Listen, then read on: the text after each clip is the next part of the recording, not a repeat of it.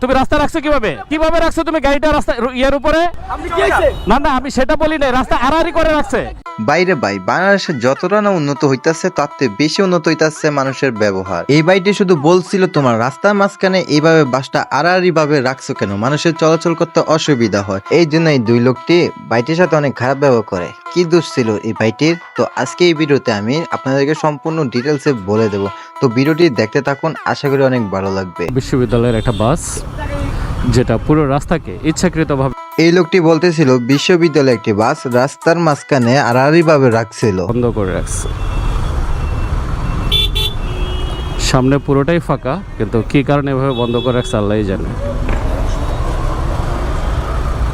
এই কোনো সমস্যা? এভাবে আড়াআড়ি করে রাখছেন কেন? জানি না ভাই, বাংলাদেশ দিন দিন কই চলে যাইতেছে। ব্যবহার এত খারাপ কিভাবে করতে পারে একটা মানুষ একটা মানুষের সাথে? যদি রাস্তার মাঝখানে বাস এইভাবে রেখে দেয় তাহলে তো যে কোনো মানুষই বলতে পারে ভাই কোনো সমস্যা, এইভাবে বাসটি কেন রাখছেন? তো ভালোভাবে তো বলতে পারে তো না ভাই কোনো সমস্যা নাই আপনি যান। যদি মানুষ এরকম খারাপ ব্যবহার করে থাকে তাহলে তো যে মানুষ বিপদে পড়বে তাকে কেউ সাহায্য করতেও এগিয়ে আসবে না। আড়াআড়ি করে রাখছেন কেন? হ্যাঁ,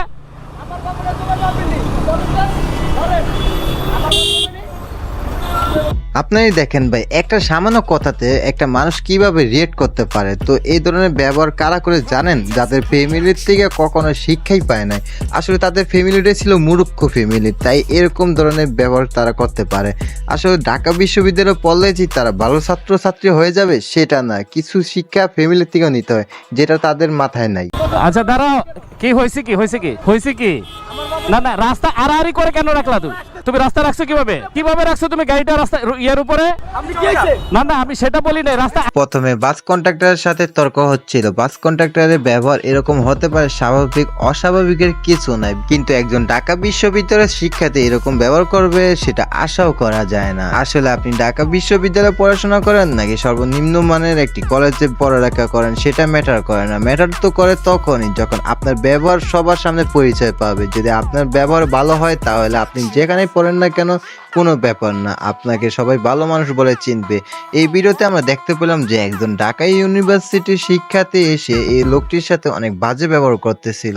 আমি জানি না তার ফ্যামিলি কেমন, বাট বোঝাই যায় যে তার পারিবারিক শিক্ষা অনেক দুর্বল। একটা ভালো একটা বিশ্ববিদ্যালয়ে পড়ালেখা করে কি লাভ যদি একজন মানুষের সাথে ভালো ব্যবহার না করতে পারে? এত ভালো একটা বিশ্ববিদ্যালয়ে পড়ে কি লাভ যদি একজন শিক্ষার্থী আদর্শ শিক্ষার্থী না হয়ে উঠতে পারে?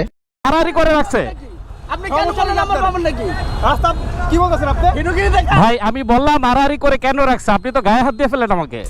এখানে শুধু সেই লোকটি বলছিল আড়াআড়ি ভাবে কেন বাসটি রাখছেন, সবার তো যাতায়াতের সমস্যা হবে, এই জন্য এই শিক্ষার্থীরা তার গায়ে হাত তুলে ফেলে। এখন আমি জানি 99% লোকই বলবে এই শিক্ষার্থীর ফ্যামিলি হচ্ছে একজন অশিক্ষিত ফ্যামিলি, কারণ এই অশিক্ষিত ফ্যামিলি থেকে যারা উঠতে আসে তারা এরকম হয়।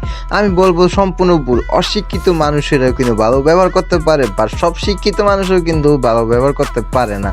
আপনি কেন বললেন আপনি আমার পাবেন নাকি? না না, এটা হইলো না তো, আমি তো জিজ্ঞাসা করতেই পারি, এটা জিজ্ঞাসা করতে পারি না আমি? একটা স্টুডেন্ট ধরে ভাই আমার কথা শুনে, আমি বললাম যে আড়াআড়ি করে কেন রাখলো? কেউ রাখতে চায় না, এটা কেউ রাখতে চায় না। এটা হইলো? উনি তো এসে ঠিকই ধাক্কা দিয়ে ফেললেন। আপনি কেন বললেন? কথা বলেন না তো। যার জন্য রাখছে। উনি তো রীতিমতো মারতে আসছে রে ভাই। আপনি কেন বলেন আমার পাবেন না না, আপনারা সংখ্যা অনেক, এটা ঠিক আছে। ছুটবে, গাড়ি থামাইতে হইব। আপনার কোন ব্যাপার যে একটা স্টুডেন্ট ছুটবে, গাড়ি থামাইতে হইব। আচ্ছা ঠিক আছে, ওকে ফাইন, যান। ঠিক আছে। আমার ভাবতে হিরোগিরি দেখেন না।